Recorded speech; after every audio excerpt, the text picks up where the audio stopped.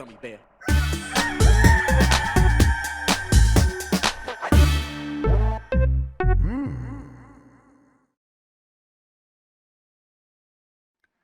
It's the internet. You're busy. Let's do this for April 27th, 2023 for the next hour or so. Let me help you sort through the world of gaming on Game Mess Mornings Live with me, Jeff Grubb. Today, we try to figure out what is next for Microsoft, and Armored Core is looking sexy as hell. But first, please join me in welcoming today's co-host to Game Mess Mornings. It's Lex Luddy, everybody. Lexi, how are you doing?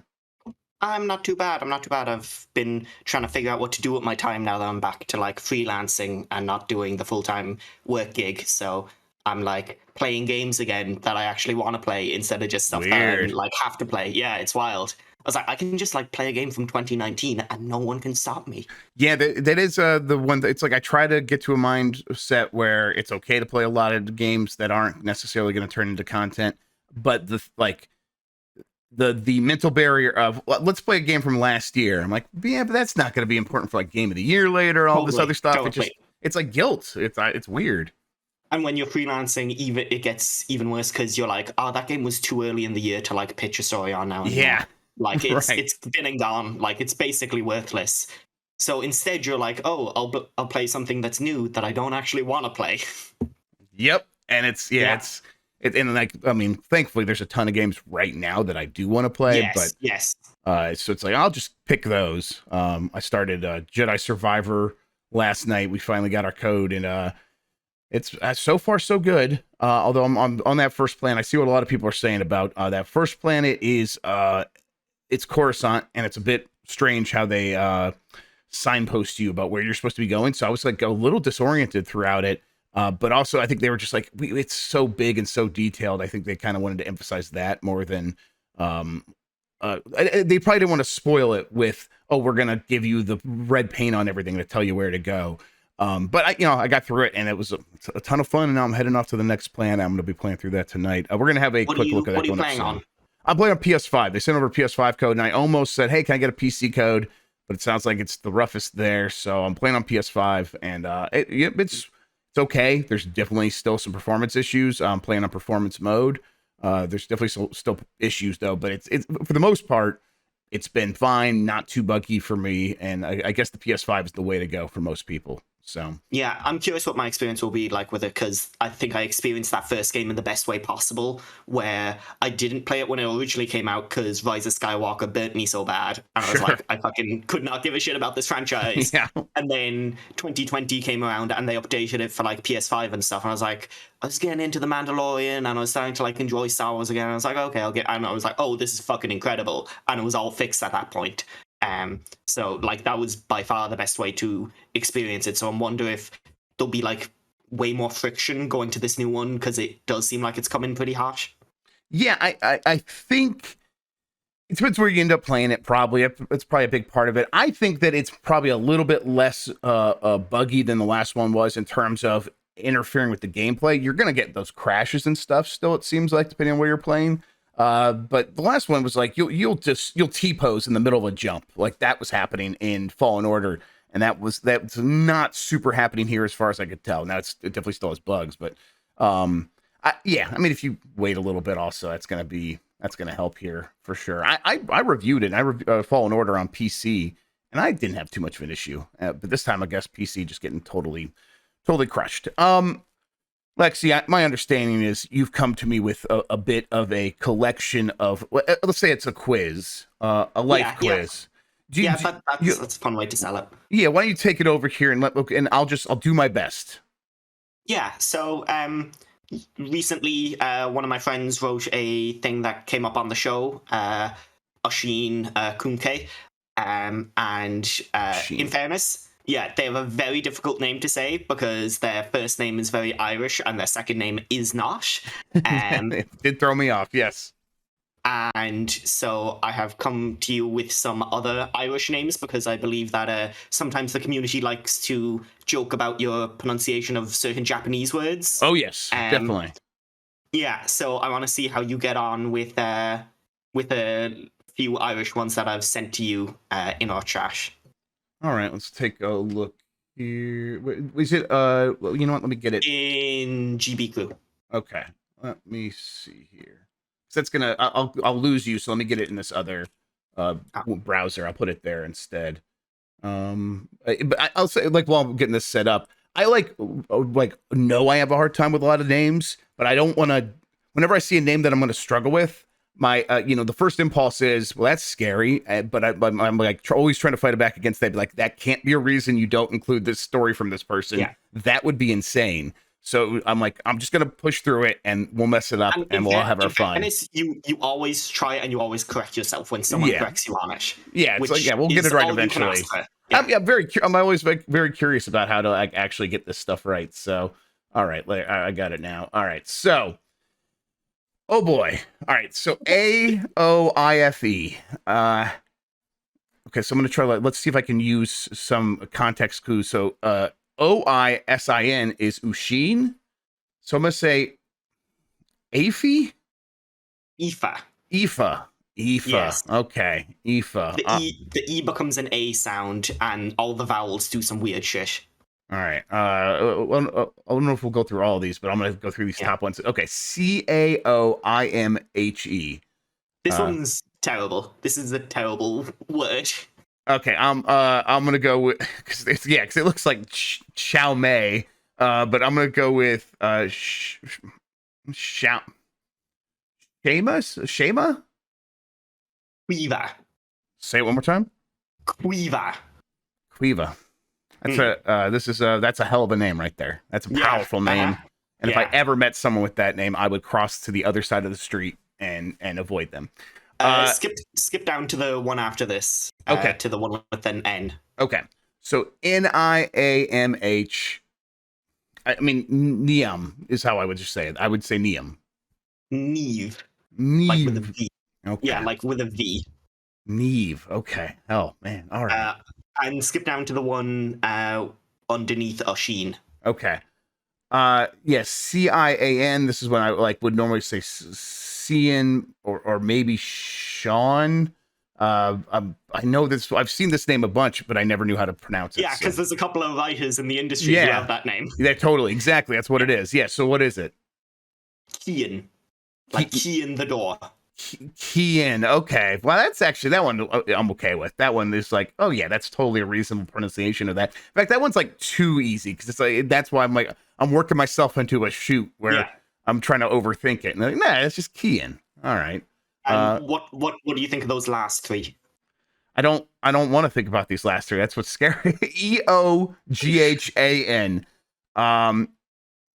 I don't even know where to begin pronouncing that. And then EOIN and TADHG. So I'll give you a hint. There's a very similar English name that you would see around the place. Owen. Owen for both of those, because fuck you, that's why. Of course, yeah. Listen, I deserve that. That's for sure. Yeah. And then the last one, TADHG. That's Tad or Thad. Tig. I'm having great fun. This is great. This is incredible stuff. How do you pronounce that S one? Because I know there's an actress with that name. Siosha. No? Siosha. Okay. Yeah. Well, all right. Okay. That's enough of a mouth workout for now. Yeah, this is going to be a great audio podcast where we just go through those YouTube videos of like how to pronounce words. Exactly. Yeah, and I try to do that, though. I did not do that with Ushin, but from now on, that's going to happen. All right, let's get into this mess. But before we do, let's explain what we do here. Most weekdays, I, Jeff Grubb, will help piece your gaming life back together. That includes breaking news and maybe even some of our own original reporting. For all these topics, I'll get the input of a bona fide expert who will make me look smart. If you are watching live on Twitch, welcome. You can always listen to the show later on podcast feeds by searching for Game Mess Mornings or find the RSS on giantbomb.com. You can also catch the show later with chapters and timestamps on YouTube. Hello, YouTube. Okay, we have a lot to get into, so let's start the morning mess with Armored Core 6 Fires of Rubicon gets its launch date officially. It is coming out August 25th. FromSoft and Bandai Namco have confirmed this. They also posted a new trailer that looks really, really good. I'm excited about this. I've played a little bit of Armored Core in the past, not much, but this one looks really good. And what it comes down to me is the art looks so much like a modern From game. I mean, it's mech, it's different, but it's like the quality of the art is just up there, maybe better than almost anything else that's happening right now. And that's a big thing for the appeal of FromSoft games for me. And then whether or not it turns into a game I enjoy playing, I'm assuming probably so. But that's like, okay, well, we'll get to there when we get to there. For now, it just looks so promising based on the quality of the visuals. How about you? How are you feeling about Armored Core? How fucked up is it that my first thought was like, maybe I should play Metal Wolf Chaos? That's pretty messed up. Yeah. Yeah. I mean, yeah, like I kind of want to go back. I want to go back and try Kingsfield, Metal Wolf Chaos, all these other. I mean, Metal Wolf Chaos had a re-release like 2-3 years ago or something like that. But like you kind of want to get the feel for what it was before they refined the formula, because this does look like such a big refinement to what those older games were. Like you go back and you look, because I certainly haven't played those. I know very few people, who are way into FromSoft games now can actually claim that they did go back and play a lot of those old Armored Core games. Like, it seems so much more accessible, even in the, like, stylized trailer. Like, it's just the way it's presented seems a lot more like you'll be able to play-ish without being a crazy person. I mean, it seems like they are I think they're confident in their ability to deliver a game that is not a Souls or necessarily a Soulsborne, and go back to an older franchise and give it the glow up that it needs to get to the next level. Do you think this game is, let's say just critically, it is right in line with a Dark Souls 2 or 3 or whatever? If it's people are loving to play it, do you think this game has the ability to get into multiple millions of sales? Like, let's say 5 million. That seems like a pretty good barrier, right? I mean, it's never going to sell as well as Elden Ring did, because that game just created a cult of personality around itself in a way that very few games ever do. It created like this hype that was generated almost solely by its own community, which is something like, I don't know, there's no marketing person who could replicate that for you. And so I don't think it will ever sell nearly as well as that. But I'd say if this sold like as good as Sekiro or something, they'd be happy with that. Because, that was a completely new franchise. That sold like, what, 5 million in the end? I think so, and, yeah. Like they'd be happy with that. And again, since it's maybe not Activision publishing, since it's Bandai, they'll probably be a bit more lenient when it comes to what their expectations are. But it must be hard for this team within FromSoft to be the follow-up act. Like, how do you be the follow-up act to Elden Ring? I mean, I think this is the good follow-up, right? This is the right move. It's do something that feels so different that comparisons might seem absurd. Like, even like I was on Twitter, I'm like, I am getting a little bit of Soulsborne vibes from what I'm seeing. Now, obviously, the movement and it looks, Zone of the Enders or Virtual On in terms of how the mech moves and stuff like that. But it's like something about these boss fights, something about the idea of a mech attacking and pressing a button to make a mech attack and being committed to those movements sounds like exactly what From Software combat should feel like. So I'm like, I'm in my head, I'm already filling the gaps where it's like, yeah, this is probably going to be at least informed by those games. But even putting that on Twitter, it's like some people are like, yeah, I see it. Others are like, no, not even close. And so it's like, I think comparisons to other FromSoft games are going to feel a little out of place and a little strange, which is going to be to this game's benefit coming after Elden Ring, right? Yeah, and I really hope this does open up, because we talk about the IP that a lot of these developers and publishers have in their back catalog that they haven't gone back to. I hope that if this does well, you could have someone like an RGG Studios go back and go like, what if we tried Binary Domain again, but like we were a way better developer now? Like, what if we tried to like actually rethink these interesting, IPs that we had, that we were almost punching above our weight, or maybe the West just wasn't ready for these sort of styles of games, and we came back to them and we said like, listen, times have changed and their playing habits have changed, and they're willing to try out these different things and try out these more like obscure. Yeah, I see Vanquish 2 in the chat. How cool would like Platinum going back to Vanquish be? That'd be fantastic. That would be incredible. I mean, I think this is the industry tastemaker right now. FromSoft is up there, like with Nintendo, and in some ways beyond Nintendo in terms of saying this is what's cool to make a video game about. And I think you're right that this has the potential to be one of those for mech games again, and sort of mech inspired games. And I would love that. August 25th for this game is way earlier than I was ever expecting when they first said it was coming out this year. And originally I was hearing like it was always they were planning 2024. Now quickly I heard it was like, no, it's actually gonna be late summer, early fall. I'm like, okay, so early fall. And now here, late summer, basically. That's like mid of summer. That's the day Gamescom ends. Yeah. So it will be really weird if they're even taking appointments for that, because it would be like, well, I probably have a copy waiting at home. Yep. But yeah, I don't think anyone ever really got an idea that From Software had become such a good two-team studio. Like, I don't think anyone was anticipating that would be just over a year and a half out from one of the biggest games ever made, and now we have another game coming out. Like, I think most people were probably expecting a wait akin to the gap between Dark Souls 3 and Elden Ring, or Sekiro and Elden Ring. Star Wars Jedi Survivor just came out, and it's Respawn. Jason Schreier on Twitter pointed out this is the fourth game that Respawn has launched since Rocksteady launched its last game, and that got me thinking about, like, if I were to like begin drafting studios, what would be the things I care about the most? And I think consistency would be really high up there. But it's like, man, if you can get consistency or like a steady cadence of releasing games, and also be in the running for Game of the Years with many of those games, then you're clearly the number one pick. I mean, in a video game developer draft, is anybody but From Software number one. I suppose maybe you can go Rockstar, but like that's like a really infrequent releases at this point. For me, it's like From Software is the top draft pick, right? Yeah, I think something that we forget about a lot, because acquisitions are so common nowadays, but like, you can't acquire a good pipeline. You can't acquire good management. You have to build that, and you have to get people in, and you have to like have a strong foundation. And the companies that are really getting these like products out are the companies that seem to have gotten into a good rhythm of consistent releases that are of a quality. And I think most publishers would much rather that than spending a load of money on Rockstar or Rocksteady, and then being like, okay, how long do we have to wait for your next game?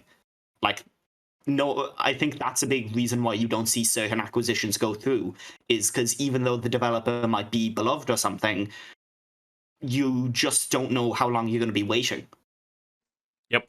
And it's yes, that sort of that long wait that is only getting longer from a lot of these studios is maybe a bigger detriment than we're even making it out to be, where it's like, Rocksteady, if Rocksteady releases Suicide Squad and it does underperform, it is disappointing, that is like a pathway to irrelevancy after a really long time since their previous game. And it's like, man, that the value of that studio is kind of really diminished in an instant. Whereas, an Obsidian putting out really solid games every year or so is just, well, I mean, the value of that has got to be so much higher than these studios that, like, put out a Game of the Year contender 6-7 years ago and nothing since. And then, and I'm like the one weirdo that thought that Kill the Justice League actually looked good in those previews. I liked the movement. I thought the writing was actually pretty funny. I thought the editing was terrible because it didn't give you any sense of what you were doing as a player, and instead it was just like constant cuts between characters, which you won't be doing when you play it. And it seemed like whoever is working on the marketing for that game wasn't very confident in letting the game speak for itself. Clearly. Yeah. I think you get the sense that someone along the chain there is embarrassed to that it's a Suicide Squad game or something, and it's the movement definitely looks fun. That's the best. That's the thing that looks the best in that game for sure. Okay, let's get to this next story. So yesterday we had the breaking news that the CMA in the UK is blocking the acquisition of Microsoft acquiring Activision. So today we're gonna like catch up on some of these things, some other news stories coming out of there, but we're also gonna try to figure out what's next for Microsoft in terms of appealing and how that process works. Let's start here with one of the reactions from Microsoft, where it says Activision deal block is its darkest day in 4 decades in Britain, which is, oh man, all right, you're being kind of dramatic. This is from Tom Ivan at VGC. Also, it's a big Tom Ivan day. I've decided I'm going to give Tom a nickname. He's the Machine, Tom the Machine Ivan from now on. Microsoft has hit out at the UK competition watchdog's decision to block its proposed acquisition of Activision Blizzard. On Wednesday, the Competition and Markets Authority said it was preventing the $69 billion merger due to concerns about its impact on the future of the cloud gaming market. Speaking to the BBC, Microsoft President Brad Smith said the decision marked probably the darkest day in our 4 decades in Britain. It does more than shake our confidence in the future of the opportunity to grow a technology business in Britain than we've ever confronted before. Smith said people are shocked, people are disappointed, and people's confidence in technology in the UK has been severely shaken. He claimed that if the UK wants to make Britain a place where technology is not only going to flourish but be created, then it needs to look hard at the role of the CMA and in the regulatory structure. Smith added that there's a clear message here. The European Union is a more attractive place to start a business than the United Kingdom. Lexi, I get what they're going for here. My understanding is the people that might be in positions of power that could help Microsoft are pretty petty. That is the way most people have explained it to me. And that while making you jealous of your neighbor is a very, very powerful thing, that's like the one thing that gets people to change their behavior is say, hey, your neighbor's doing this and you're not. That does work. I think in a public forum, when it just feels insulting, and the people that might have been able to help Microsoft are going to be sort of feeling a little bit annoyed by this instead. What's your take? Yeah, I think, like, as an Irish person, after 600 years of oppression, we can tell you for certain a great way to, like, make the British not work with you is to antagonize them. Like, they really don't like that. Weird. And they get really up. Yeah, they get really up their ass as well, and protective of things. And I think I was listening to, like, the Nextlander podcast, and they were talking about a news story that was only, like, a brief news story over here, but it was like, oh yeah, there was someone in Parliament that wanted to bring back the imperial system. And, like, that's the type of government that you have at the moment. You have a government that is extremely proud of their history and is proud of a lot. Like, they're too proud to say that they're in the wrong on anything. And that carries over to their business sector, where currently they're saying, like, hey, no, people should be coming here because we have our own economic thing going on. And a lot of outside companies are looking at the setup that the UK has and going, like, this isn't actually a great place for us. It's not a stable place for us to set up right now. It's not a stable place for us to do business. So, like, I get why Microsoft is saying this. The UK isn't... You'd be much better served setting up your new business in Ireland or something. But this is a totally different thing. This is, listen, you're going to have to sell your consoles in Britain. And all you're doing right now is making it so that when you go into that meeting with whoever, exchequer person or whatever, you're going to have a situation where, like, hey, you just, like, went into public and said that, like, we were shit to work with and that no one should work with us. Why would we now approve your deal? Like, why would we go back and make it seem like you can trample all over us and that's an actual valid way to get what you want? Antagonizing an entire government rarely works for private companies. Right. So that brings us to, like, what would work here and what is sort of the recourse that Microsoft has at its disposal. And there's two big schools of thought. I guess it's not really there's basically two big ways to go here, where some people are, like, pretty confident that it's still going to go through. And when you actually look at the history of appeals to the CMA, maybe it doesn't look so promising. Let's start with the optimistic thing from Microsoft's perspective of, hey, maybe we could still get this through. There's a couple of analysts who think, this is probably still going to work out.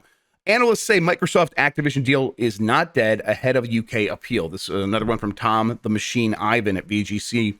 After months of investigation, on Wednesday, the CMA became the first of the 3 major global regulators to publish its final report on the $69 billion deal. It said it was preventing the merger of the Xbox and Call of Duty companies over concerns it would alter the future of the fast-growing cloud gaming market.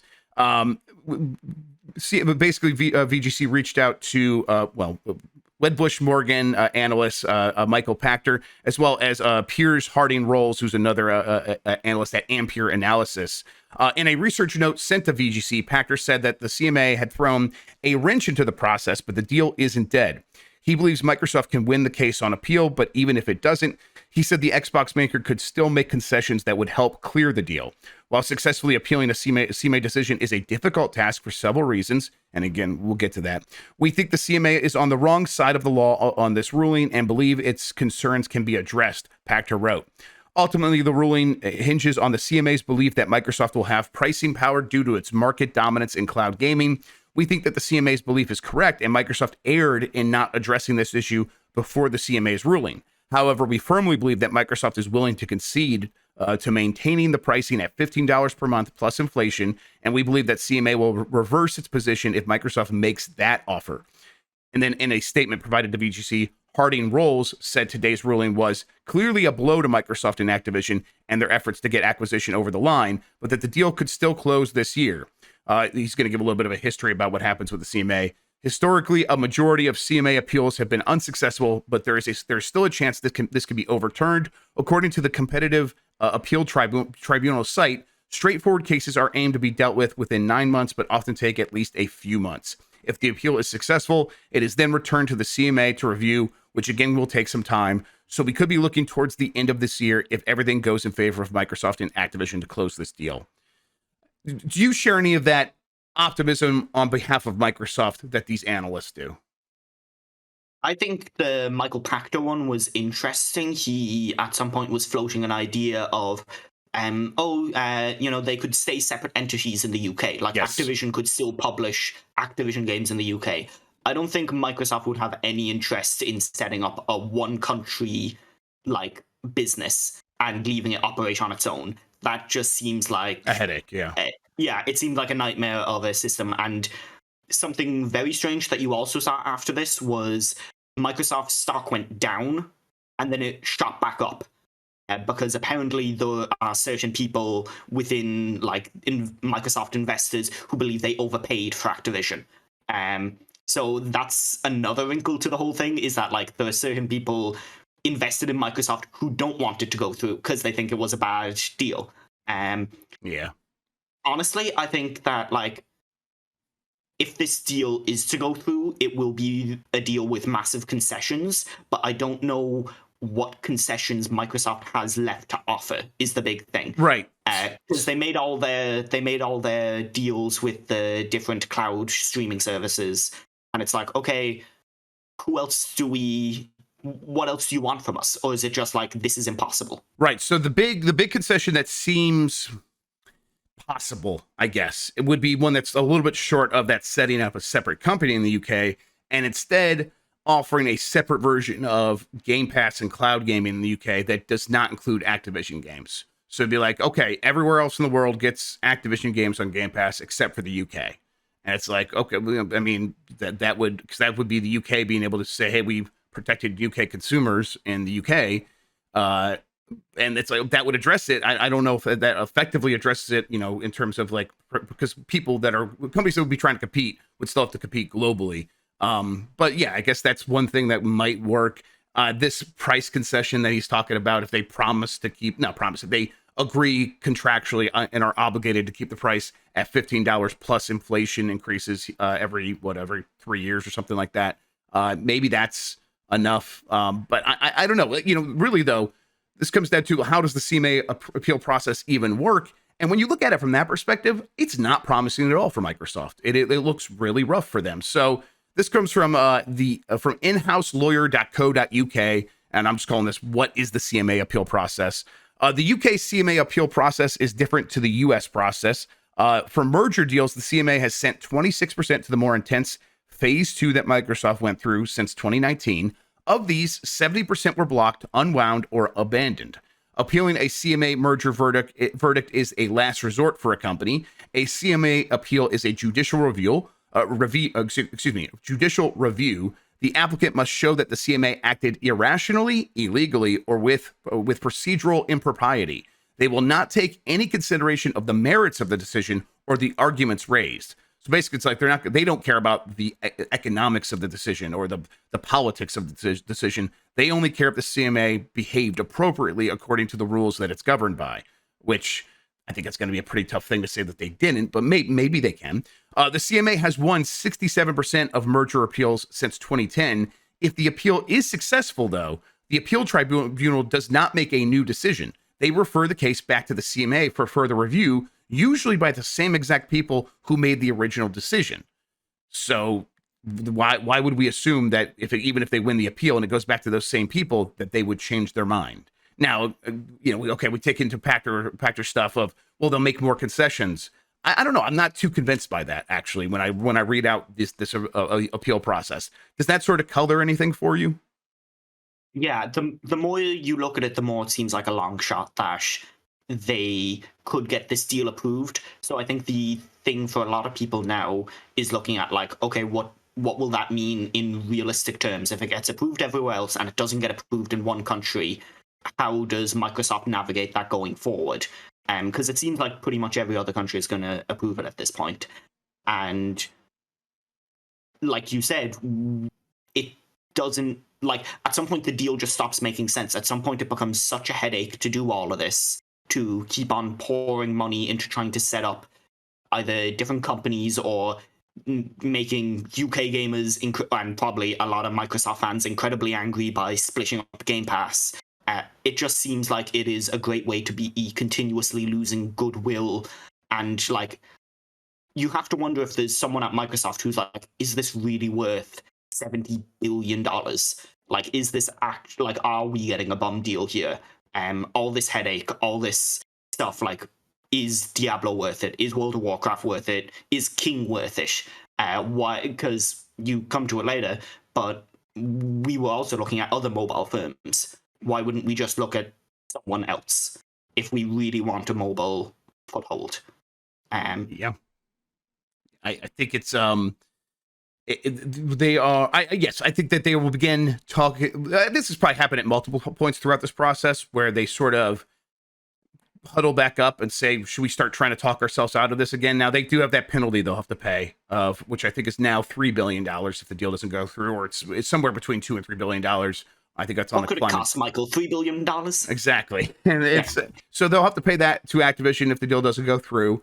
But maybe that's, again, you can kind of begin talking yourself into that at a certain point of like, well, it's expensive to go through all these appeals process. That stuff is going to add up fast. So, and frankly, now it's a distraction. And what is the cost of that? Like, that is hard to quantify, but there is an actual cost to that. So let's factor that in. So maybe let's just pay the speeding ticket and get out of here. Now, it's an expensive speeding ticket, but it's one that they can afford for sure. I do think that for them, this deal probably does still seem very worth it because they do have a lot of money just sitting there in the bank. Inflation is slowing down, but it's still very high. So that money is just worth less and less every day. And if you can get King, which just basically is going to get you a certain percentage return on that investment guaranteed, along with World of Warcraft, which is pretty much the same thing, that guaranteed return, Call of Duty, guaranteed return, that's going to be way higher than, putting your money into the S&P 500. So it's like, for them, this is like an investment that continues to make a lot of sense, which is why they're fighting for it so much. But I think the scale has definitely begun tipping back in this other direction, where this feels like a distraction, and it's easy to point your finger at it and be like, hey, why are you guys so focused on this when you haven't kept your own house in order? We'll see what happens with Redfall, right? That was the thing I was going to ask you, was do you think there's someone on the Microsoft side, on the Satya Nadella side, being like, guys, like, we are putting so much time and money into making this acquisition for you. Like, it's all lawyers, it's all investment, it's all money. And right now, your own in-house stuff, your own first-party stuff is being raked across the coals every day. And it still seems like it has the same problem that it's had for the last decade of you just can't get a good cadence of games out. And why would we give you a $70 billion check while you are still struggling to like get any of the companies that are within you to operate you efficiently? And if we do get this deal across the line, does Activision become infected with that bad vibes and suddenly not be able to get a Call of Duty out every year? I think there's a lot of people at Microsoft proper who would be asking, Xbox division some very difficult questions at the moment. I think that's probably true. I think they probably mostly have the answers to those questions, because it's that what do you do with that money? I bet a lot of those other divisions are like, we don't know. Here's the new buzzword. And like a year ago, it was metaverse and NFTs, and they were smart enough to stay out of that. They are going to. They could do. They could give me a free version of Google or of Microsoft Word, because mine ran out. There you go. Excellent. That's the move to make. If you have money to burn. Just hit me with a 50 spot, Billy Spence. Give me that 50 spot. All right. You alluded to this. The other story here: Microsoft tried to buy a different mobile game publisher before Activision Blizzard. I'll kind of cut to the chase on this one. As part of its a rundown of why it was denying the deal, the CMA is like, hey, Microsoft said the big thing here for them is King, because they want to start up a mobile game store that could compete with Apple and Google. And they say that King, and then also Call of Duty and Call of Duty Mobile and all that stuff, is a big part of that, and even Activision games.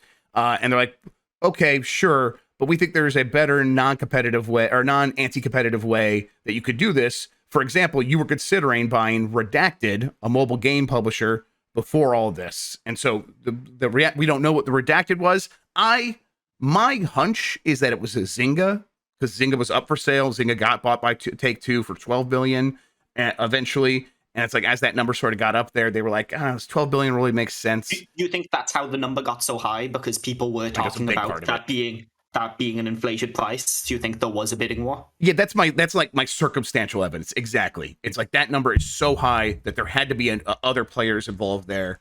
And that's what it feels like to me. Now, I mean, that deal went through after the Activision deal was announced, but it's like, these companies are always talking. So that maybe it's not right, but it's like, that's the one I can think of off the top of my head. It's hard to think that there's many others.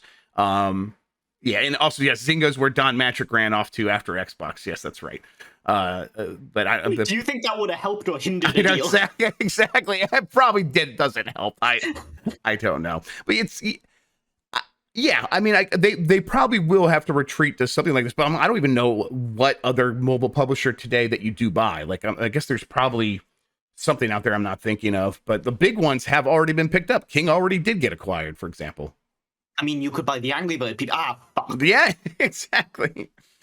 Yeah. Oh boy. So I don't know. Mobile gaming is so stagnant and so rigid at this point that anything other than the big established players probably aren't worth it. And even those big established players like Rovio have failed to maintain their relevancy and aren't even worth $1 billion when they end up getting sold. So by the guys who make those weird exercising apps. There you go. They're like, you can burn 300 pounds of fat in like 2 days. I like the ones where, and this comes up in my kids' YouTube feed recommendations all the time. You play as a lady, and you have to run and basically go back and forth. It's like a cheap Subway Surfers. And if you go and if you eat more enough like food, you'll get a big booty. And then if you accidentally like do exercise, your booty will shrink and you lose. And the goal is to get a big and it's like. It is like a planet-sized ass by the time you're done with the level. It's incredible. And then they went to the next level up of like all those ads had like the fake YouTuber commentating over them. Yes. And then they went to the next level up where the YouTuber was like, "This game's fake, but let me show you a real game." That's my favorite genre of TikTok. Of everyone's saying this is fake, so let's go check it out. I'm gonna check it out for myself. And then it's oh my god, and then it's clearly fucking fake. And it is totally fake. Every time it's fake, and I think they do it deliberately, and I think they know everyone knows it's fake. And but people probably still go like, "I'm gonna prove it's fake by playing it myself," and then you fell into their trap. Yeah, I miss the good old days of like Not Doppler and Newgrounds, just like when that was like the peak of like on-the-go gaming was having a laptop that could run that stuff. Just give me a cool slut on the side of a website that's like, hey, my king, come and save me, come play Ebony. That's all I need. We don't need any of these other things. Just give me a cool, sexy lady who's like, hey, you're a cool dude. You should be playing this game. Don't let your family see. If your family sees, you'll go to jail. let's move off of that story. Let's What are we get talking over. about again? I fucking don't know anymore. What show are we even doing? I don't know what this is. Sony patents a new disc drive, possibly for the PlayStation 5. This comes from Insider Gaming. Sony Interactive Entertainment has filed a new patent for a new disc drive, possibly alluding to our exclusive report in September 2022 that a new PlayStation 5 sporting a detachable disc drive will release later this year. Although the patch does not mention hand in hand that the drive is for the PlayStation 5, the time at which the patent was made public, April 20th, 2023, is interesting. According to Insider Gaming sources, the new PlayStation 5 model is expected to go into production this month, with the console hitting shelves in September. The patent, which was first filed on March 25th, 2021, officially describes the hardware as an optical disc drive that can be mounted in electronic equipment such as a game machine, personal computer, or audiovisual equipment. I lean towards this making sense and this being real. This is the one that PS5 Pro got rumored after this eventually. That one I'm like, yeah, I'm sure they're working on it. I don't know if it'll ever come out. A detachable disc drive. Yeah, right. Because it's like them slowly offering more options to be like, yeah, here's a PS5, doesn't have a disc drive. Oh, you still want a disc drive? Oh, homie, we got you. Like, here it is. Go buy it separate. You're probably not going to, because every sort of barrier we put up convinces you like less and less to actually spend more money. But you have the option if you want, and so you can't get mad at us for not having a disc drive. And it feels like that whole maneuver is something they would pull off throughout this generation. And now here we are in like step 2 or 3 of that process. Yeah, that makes a lot of sense, right?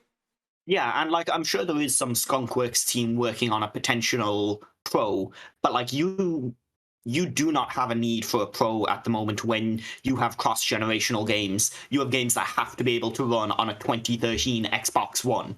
Like, you do not need a Pro of the PlayStation 5 at this point, because if it can run on that, it can run on the PS5. So I think unless there's like a real push within Sony of like, oh, we have to do like more stuff with the PlayStation 5 exclusive technology, I don't think there's any reason for that at the moment. Slim makes a lot of sense because like I have a PS5 on my desk, I have an Xbox Series on my desk, and like I have a big desk, I now have a small fucking desk. And like those are big and they're quite loud. Like they're not super loud, but they get warm. They get really hot. And they're so big, that surface area is so big, like even that little bit of heat actually becomes a lot of heat because it's just so big. It's just like basically it's like this big panel shooting heat at you for sure. I've had times during the winter where I'm like, I can either turn on my radiator or I could play a game for a while. Legitimately, they basically create about the same amount of heat, and they are about this equally energy efficient. So you might as well play a game while you're doing it. That's actually legitimately true about PCs for sure. Yeah, I'll be interested to see kind of how they present this, how they announce it. I think this is something that they either talk about in their showcase here in the next couple of months, or before Summer Game Fest, or they have a separate event for it, like quickly after. But yeah, launching in September. I guess we'll see. That's coming up pretty fast. Do you think this is another thing that was handed down to them by Sony proper, because there was all the good point. Talk of, the PSVR 2 wasn't an internal PlayStation project, it was more of a Sony project. Do you think this is another thing where like Sony we think this would look nice in the living room? Like, we think a slimmer one would look nice. Yeah, I this one I don't think so, but it's like that you always got to keep that in mind, that like Sony proper has a sort of say in some of these things and how these things work. I mean, I think if, for example, that always looked to the relationship between PlayStation and Bungie, which, Bungie's not PlayStation, it's Sony. And I think Bungie probably reminds Sony of that frequently if they're able to. And it's like, okay, so it's like even one of these big developers, like Sony's got to, or PlayStation's got to sort of go through Sony proper to like communicate with them. And then we see all that, what's the brand of hardware that isn't PlayStation, but it's a bunch of gaming hardware, InZone or something. That hardware comes from Sony, and they try to like associate it with PlayStation. And then the PSVR 2 is like the biggest example of that. I think that this here feels like part of the strategy from the beginning, or at least one option on like the pathway forward when they were like looking at their map of like how to handle this stuff. Like, let's say we want to save some money on the hardware. What's something we can do? Or give me a couple options about what we can do. Well, we could remove the disk drive and slim a bunch of stuff down and even improve the cooling even more because there's more space inside. And it's like, okay, well, and let's maybe make that happen. That feels like something they probably planned from the beginning. Jeff, can you do me a favor and see the message that Propaganda Panda put in the chat with the Game Awards? try to guess what that tweet is. I already opened it, and then, I just Keely. Okay, you know what? I'm gonna put it up here. Look, because this is actually incredible. I love this about Jeff Keighley. I do. I love this. Everything is about video games, but also even when they shouldn't be. So, okay. This is a tweet from the Game Awards. The industry is bigger than it's ever been before, Jeff. So whenever someone dies, Jeff Keighley immediately goes to their Moby Games profile and is like, hey, were they in a video game? If they were, talk show host Jerry Springer has passed away at age 79. Rip. That's me adding that.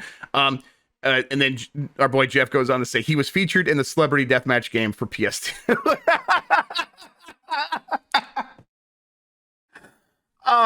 Hey, Jerry Springer, an Ohio boy. I love Jerry Springer. Seriously, rest in peace. You were wild, man. You lived a life. This tweet is incredible. It is a work of art and should be protected at all costs. Oh boy. Okay. Anyway, that's the news. That's the news. All the news is what we need to talk about anymore. Breaking news. There's no more news allowed. Oh, all right. No, we're gonna forge ahead. Jerry would have wanted it this way. Celebrity Deathmatch star Jerry Springer would have wanted it this way. PSVR 2 is heading to retailers. It's been sort of only through PlayStation Direct in most countries. I think Australia had it in a few retail shops. Sure Ireland had it because I saw PlayStations for sale in like Irish retailers. Right. I think I think it's more countries than I even realized. Yes. So it's like it was in retail in a lot of countries. It wasn't selling super hot at retail based on what I was hearing, but now I think this means in North America it's going to be in retailers as well. They didn't provide a date. This came from a tweet. PlayStation's like, yo, this is happening. Well, I could just switch to that right now since we're still on the screen. They just said, hey, yeah, it'll be in stock at retailers in addition to direct.playstation.com. Check your local retailer for availability. Is it a UK retailer? Shop2 says it's coming May 12th, which sounds right. That's the Zelda Day and Diablo beta day. Why not PSVR 2 as well? Give PSVR 2 the best chance to succeed and bury it underneath Zelda. One Zelda game almost killed Horizon. The other Zelda game can call them out. Kill PSVR. Yeah, exactly. The cycle continues. A beautiful. That is the virtuous cycle. Yeah, there we go. Fucking A. All right, let me get back over here. Let's keep moving. The Asus ROG Ally price leaks online. This is that handheld PC, gaming PC that competes with the Steam Deck we talked about earlier this week. This comes from Alex Hopley at Game Reactor. The Asus ROG Allies price has leaked via Best Buy, and for the 512 gigabyte and 16 gigabyte RAM variant, then it's 512 gigabytes of storage. It will cost $699 US. That puts it like right next to the $649 512 gigabyte Steam Deck model.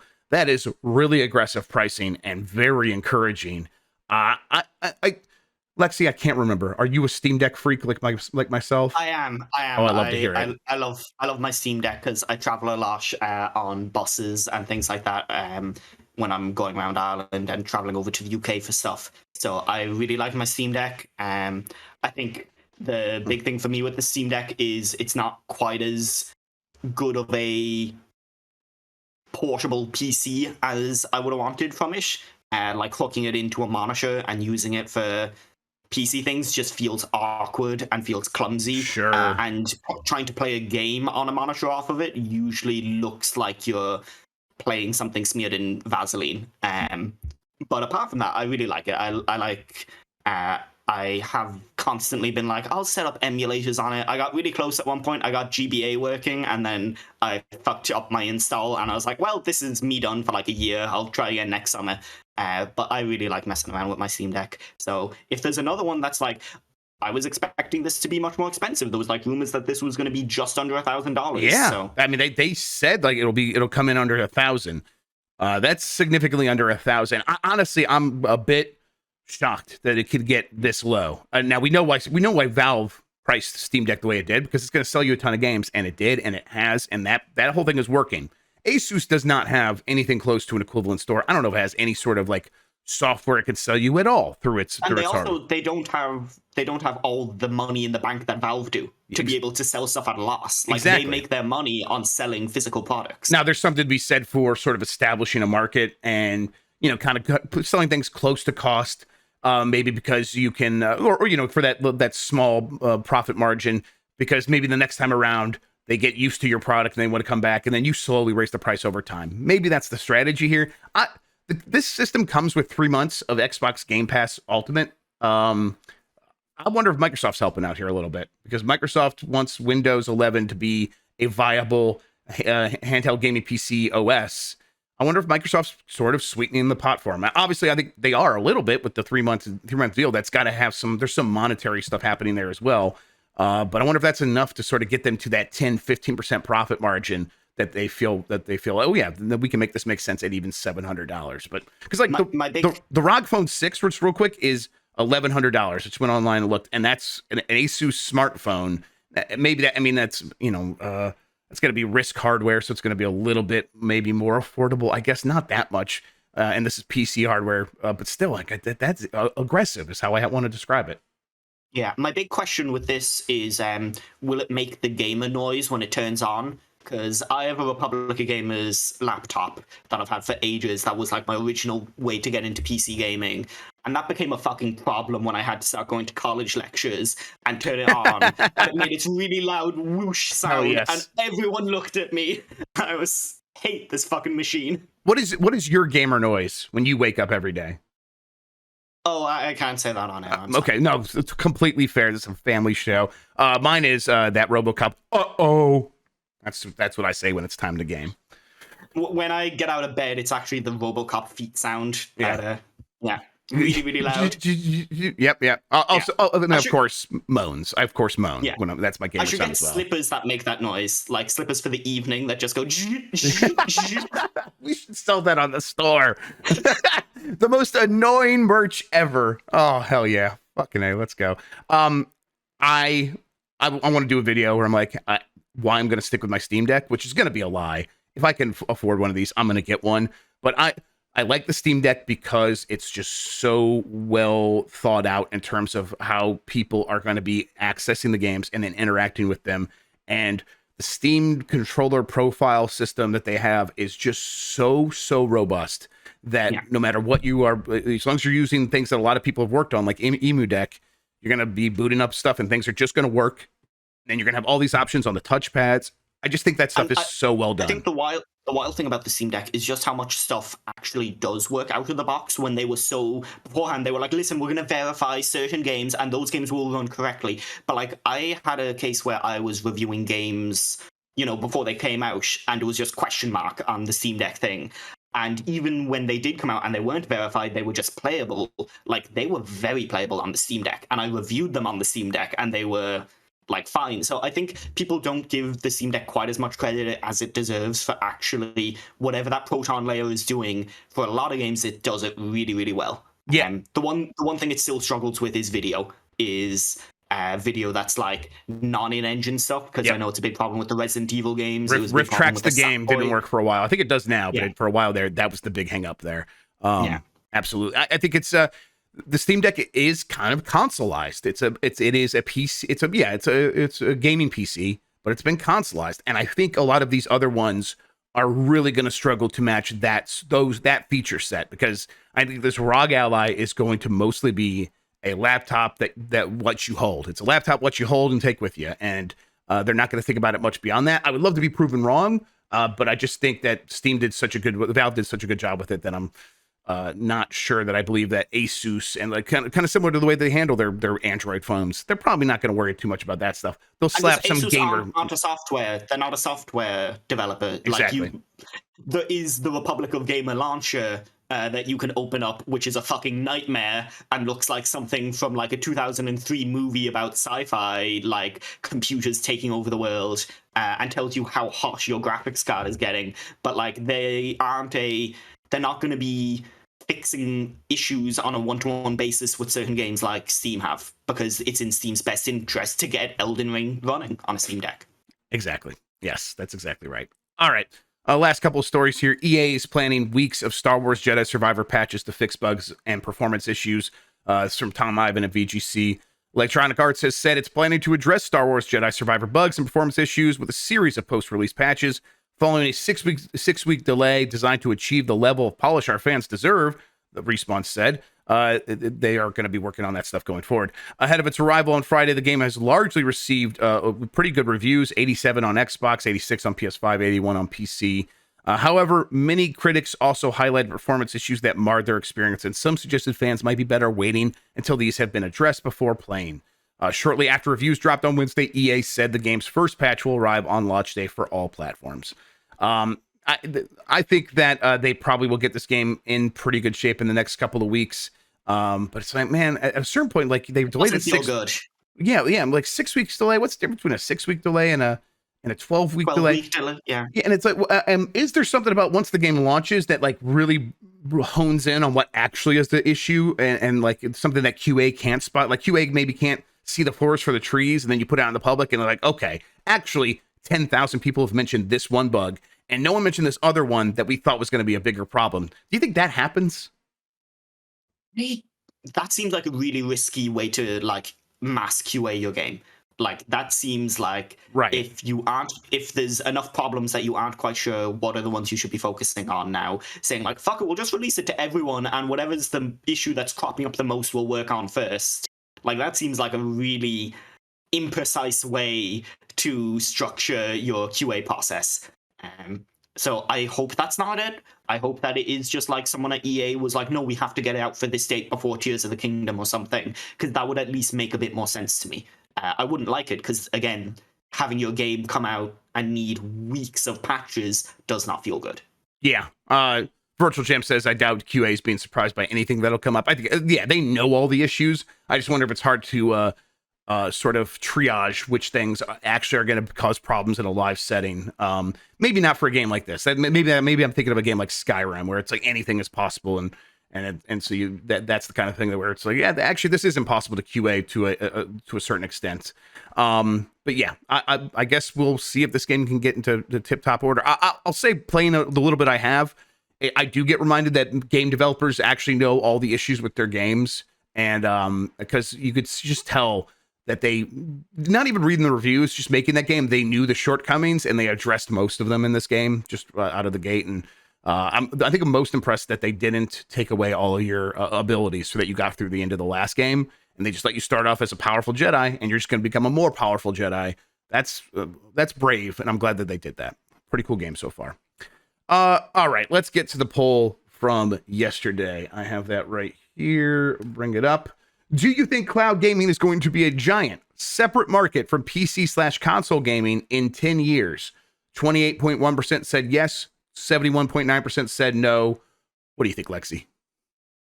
Yeah, I think that's at least people who are following you probably definitely feel that way, because most people who, are going to be following you and playing cloud games, they're going to be playing it as their secondary way of playing games if they can't bring their console somewhere. Do I think that a new market might spring up of people who don't own consoles? That's more of a possibility, but I don't know, like you talked about a lot yesterday, I don't know that that's guaranteed. Like, that is going to be the future of gaming, is there'll be a cloud gaming market and there'll be a console gaming market. I don't think that's guaranteed, and there'll be a mobile gaming market. Like, I don't think we're guaranteed to have those different pillars in the way that the CMA might think we will. Yeah, and it's like, I wonder, will there be cloud, not native games, but like cloud exclusive games that only are playable through the cloud, and you don't even like Crackdown 3. Yes, like exactly. Will we get Crackdown 3 too? I sure hope so. Actually, I do actually Kojima's hope so. Crackdown 3 too. Let's fucking That's go. what he's been working on. That's what he's been spending all that time on. Yeah, I hope so. That would rule. I think that would be an insane game. Now, he's not doing that, but I would love that.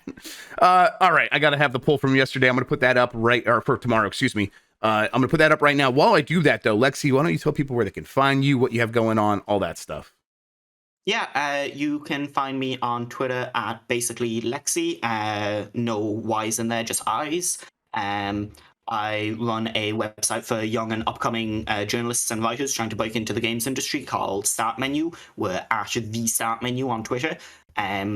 We'll always hear a pitch. We'll always try to get something published, and we're a place where people can get working with an editor for the first time and see how the industry goes. And our objective is to get people writing for places that can pay them fairly as quickly as possible. I'm also going to be doing a bunch of freelancing over the summer. Places like Play Magazine, I'll pop up there. And I'm working on Jeff, the folks at Lost and Cult. I'm working on a piece for them. Hell yeah. So look forward to that. And if you want to see my terrible shit posting, I'm still currently on Twitter for the time being. Wonderful. Fantastic. That's what I like. I like to see the shit posts. I have the new poll. Will Armored Core 6 sell more or less than 5 million copies? Shout out to chat for helping us think of that question. More than 5 million, less than 5 million. Those are your two choices. Thank you, Propaganda Panda. We will get to that tomorrow on Giant Bomb. Speaking of Giant Bomb, today, right after this, we will be going into another Blight Club with Robo Mitch, Tokopto, or is that what Tokopto or Toko Cop, whatever.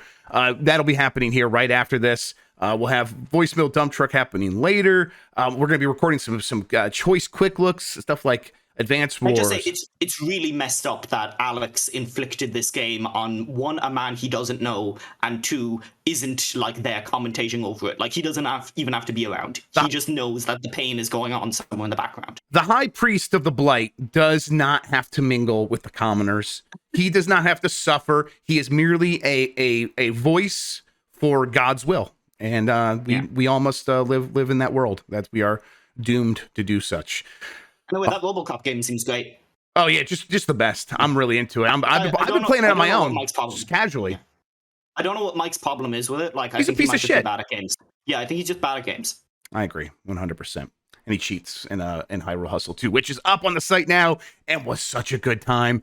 Everybody should watch it. I missed that. If you are like jonesing for Zelda stuff, and with all the Tears of the Kingdom happening, go watch Hyrule Hustle 2. It is a big goodbye to Breath of the Wild for now. Obviously, it's not going anywhere, but it's like, hey, we're going to be going over to Tears of the Kingdom. So buy Breath of the Wild. Here's a big blowout party for it. And it was a really good time. Nintendo are taking it off sale, just like the Mario games. Yes. They're destroying all the copies. Yes. And eventually they'll come for Hyrule Hustle as well and stop us from doing that. Because it's like, you're having too much fun with Zelda.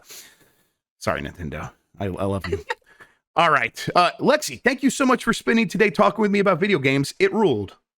Thank you very much. Thank you. Thank you, everybody. Back on. Yeah, we're going to have you back on again soon. Everybody, we're going to have you again soon as well. Tomorrow, come watch the show. Until then, though, you are the best audience in gaming. Have a good one. Take care of yourself, and goodbye.